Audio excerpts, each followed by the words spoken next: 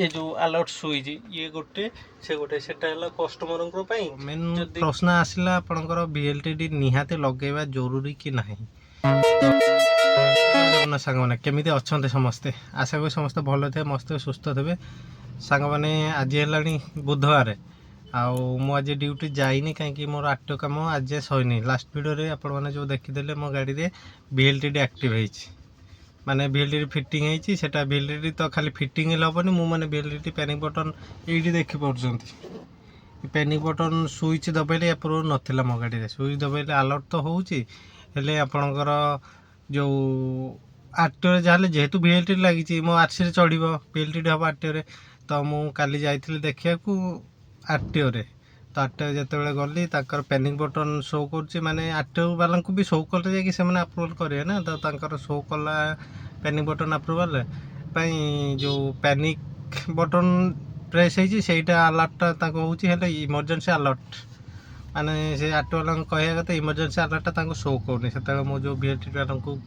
माने कॉल कले जो मुझे लगे से कहले आम तरफ सब होकर निहाती किसी सिस्टम इश्यू थी तापर मुझे माने दी चार थर एमती ये आरटीओ ऑफिस भीतर को पशिली सार कहले ना एजे आसनी पुणी बाहर के आस पैनिक बटन दबाइली पुणी टिके पर भीतर को गली एमती दी चार थर है तापर जाकि फाइनाली मुझे कहली आरटीओ सारे कौन कहते ना मुझे बोधे आपन को से VLTD वाला कहली मुझे बोधे आपन को ठीक से बुझे पारूनी से मु डायरेक्ट आरटीओ वाला सांगे कथा कहीदेली सी तथापि ये कले तथापि काली हो पारा ना टाइम अलरेडी 6टा 6:30 हो जाता तो आज ड्यूटी जाइनी कहीं जहाँ VLTD कम करार अच्छी आवा गोटे बेलू से टाइम कहते बर्तमान है 12टा तो मुझे जी से तो से जहाँ भी हो लास्ट वीडियो बहुत भाई मैंने कमेंट पचारि मत जे भाई VLTD कौटी लगे केमती कौन तो बेटर सॉल्यूशन आपण मैंने डायरेक्ट जातु आरटीओ ऑफिस रे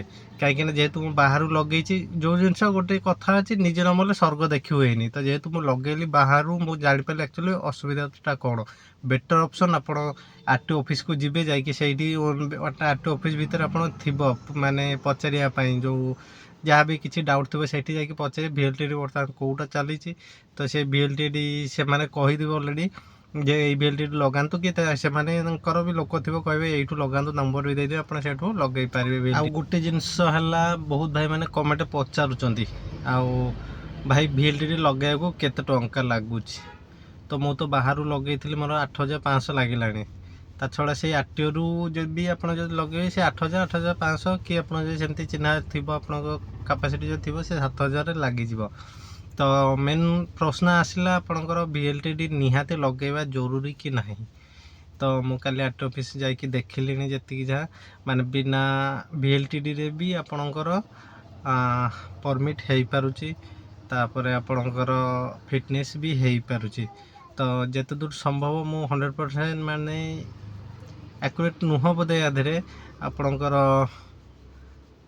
जदि आप ऑनलाइन करिया को जाउछथि परमिट किंबा फिटनेस तो ऑनलाइन आपको देखौछि जे आगो आपण VLTD लगातो दिस व्हीकल माने लेखा से एमते गोटे इंग्लिश जे गाड़ी रे VLTD एक्टिव नाही से ऑनलाइन रे हेई पारुनी सेटा डायरेक्टली आपण जदि आरटीओ ऑफिस जीवे ऑफलाइन रे ऑफिस को जीवे जाइकि सेटा अप्लाई करिवे सेठी पेमेंट भल मंद सब डिटेल्स सेठी करिवे करिकि आपन का रिसीव मिल जिवो आपण आसीकि फिटनेस पाइले गाड़ी देखै पारे परमिट तो सेठी डिपोट कले आपण परमिट बाहर जिवो आउ प्रश्न आसुची मु कहीं लगेली तो मोर अलग किसी रिजन अच्छी VLTD लगेयार जोटा कि आगु जो वीडियो आसो तादे आप जानीजे एक्चुअली मु कहीं VLTD लगेली आउ गोटे जिनस माने मु फास्ट आरटीओ ऑफिस को जाइए बुझिली सब कथा तापर आसिली मो VLTD लगे आउ VLTD बाहर कहीं लगेली माने मत लगे आरटीओ ऑफिस मो से पचारे आरटीओ ऑफिस थ्रू लगेली कि जो कह पैसा बहुत अधिक हम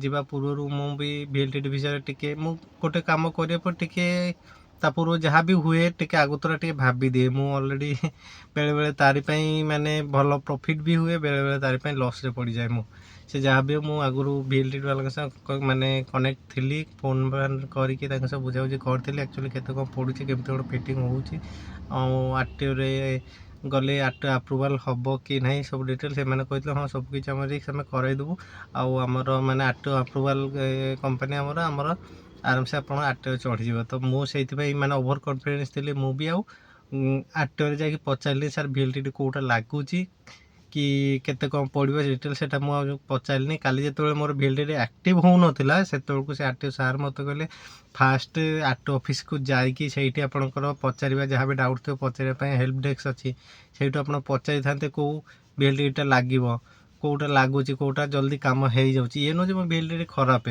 ତାର ଗୋଟେ ଅପସନ୍ ଥାଏ VLTT ଆପ୍ରୁଭାଲ୍ ବେଳକୁ ଆପଣଙ୍କର ଫାଷ୍ଟ ତ ଯେଉଁ କମ୍ପାନୀରୁ ଆପଣ VLTT କିଣୁଛନ୍ତି, ମାନେ ଯେଉଁ କମ୍ପାନୀ VLTT ଯେଉଁ ଡିଷ୍ଟ୍ରିବ୍ୟୁଟର ପାଖରେ ଆପଣ ନେଉଛନ୍ତି, ସିଏ ତାଙ୍କର ମାନେ ଆପଣଙ୍କ ନମ୍ବର, ଗାଡ଼ି ନମ୍ବର ଆଟାଚ୍ କରିବ ତାଙ୍କ ଅନଲାଇନ୍ରେ, ଯାହା ବି ସିଷ୍ଟମାଟିକ୍ ଅଛି। ତାପରେ କେତେ ଟଙ୍କା ବିଲିଂ ସେଇଟା ଅପଲୋଡ଼ କରିବ। ତାପରେ ଯାଇକି ଆପଣଙ୍କର ପ୍ୟାନିକ୍ ବଟନ୍ ଦବାଇଲା ପରେ ଆପଣଙ୍କ ଯେଉଁ ଆଲର୍ଟଟା ସୁଇଚ୍ ଅନ୍ ହେଲା, ସାଉଣ୍ଡ ହେଲା ପରେ ଯାଇକି ଆପଣଙ୍କର ମାନେ ତାଙ୍କର ଆପ୍ରୁଭାଲ୍ ପାଇଁ ଶୋ କରିବ ଯେ ପ୍ୟାନିକ୍ ବଟନ୍ ହେଇଛି, ଯେ ମାନେ ପ୍ରେସ୍ ହେଇଛି। ଏଇ ଟାଇମ୍ରେ ମୋର ବି ମେସେଜ୍ ଆସୁଛି ଗାଡ଼ି ନମ୍ବର ଏତିକି, ମୋର କଲ୍ ବି ଆସିସାରିଲାଣି 2-3 ଥର ପ୍ୟାନିକ୍ ବଟନ୍ ଦବାଇଲା ପରେ। ସେଇଟା ଇମର୍ଜେନ୍ସି ମାନେ ଦୁଇଟା ଆଲର୍ଟ, ଦୁଇଟା ମାନେ ଆରଟିଓ ଅଫିସ୍ ମୁଁ ଯାହା ଜାଣିଲି ଆଲର୍ଟ 2 ପ୍ରକାର ହେବ। ଗୋଟେ ହେଲା ଇମର୍ଜେନ୍ସି ଆଲର୍ଟ, ଗୋଟେ ପ୍ୟାନିକ୍ ବଟନ୍ ଆଲର୍ଟ। ତ ମୋର ପ୍ୟାନିକ୍ ବଟନ୍ ଆଲର୍ଟଟା ଆସିଯାଉଛି, ଇମର୍ଜେନ୍ସି ଆଲର୍ଟଟା ଆସୁନି। ତ ତାରି ପାଇଁ ମୁଁ କାଲି ଦିନ ଯାକ ହେଲାନି। ତ ଆଜି ତ ପୁଣି ମାନେ ମୁଁ ବର୍ତ୍ତମାନ ଗାଡ଼ି ଭିତରେ ବସିଛି। ସେ ଯେଉଁ VLTT ସାର୍ ଆପଣଙ୍କ ଯେଉଁ ମାନେ ଯେଉଁଠୁ ଲଗେଇଥିଲି, ଯେଉଁ ଡିଷ୍ଟ୍ରିବ୍ୟୁଟର ପାଖରୁ ସେମାନେ କଲ୍ କରିଥିଲେ, ବର୍ତ୍ତମାନ ଆସିକି ମୋତେ କହିଥିଲେ ଯେ ପ୍ୟାନିକ୍ ବଟନ୍ ପ୍ରେସ୍ କରିବାକୁ। ମୁଁ ପ୍ରେସ୍ କରିଥିଲି, ଏବେ କରିକି ବସିଥିଲି, ସେ ସାଉଣ୍ଡ ବି ହେଉଥିଲା। ତାପରେ ସେମାନେ କହିଲେ ଆଉ 10 ମିନିଟ୍ ପରେ ଆଉ ଥରେ ପ୍ରେସ୍ କରିବାକୁ ପଡ଼ିବ ଆପଣଙ୍କୁ। ତ ସେଇଥିପାଇଁ ଗାଡ଼ି ଭିତରେ ଏଯାଏଁ ବସିଛି। ଭାଇମାନେ ଯେଉଁମାନେ ୟା ପୂର୍ବ ଭିଡ଼ିଓ ଦେଖି ନାହାନ୍ତି, ଏଇ ଭିଡ଼ିଓକୁ ଡାଇରେକ୍ଟ ଦେଖୁଛୁ, ସେମାନେ କହିବେ ଆକ୍ଚୁଆଲି VLTTଟା କ'ଣ, ଯେଉଁମାନଙ୍କ ଧାରଣା ନାହିଁ। ତ ତାଙ୍କୁ ମୁଁ କହି ରଖିବାକୁ ଚାହେଁ, ଭାଇ VLTT ହେଲା ମାନେ ପ୍ୟାନିକ୍ ବଟନ୍, ଯେଉଁଟାକି 2000 ମାନେ 22-23 ପଡ଼ୁଥିବ ବୋଧେ ଗାଡ଼ିରେ। ଯେଉଁ ଗାଡ଼ି ବି ଆପଣ ନେଉଛନ୍ତି କମର୍ସିଆଲ ପ୍ରପୋଜାଲରେ, ଯେଉଁ ଟ୍ୟାକ୍ସି ଗାଡ଼ି, ତା ଦେହରେ କମ୍ପଲସରି VLTT ଲାଗିକି ଆସୁଛି। ସୋରୁମ୍ରୁ ମାନେ VLTT ଲାଗିଲା ପରେ ରେଜିଷ୍ଟ୍ରେସନ୍ ହେଉଛି। ଆଉ VLTT ପ୍ରାୟ 15-20 ହଜାର, ମିନିମମ୍ 20-25 ହଜାର ଲାଗିଯାଉଛି VLTT ପାଇଁ ଏକ୍ସଟ୍ରା।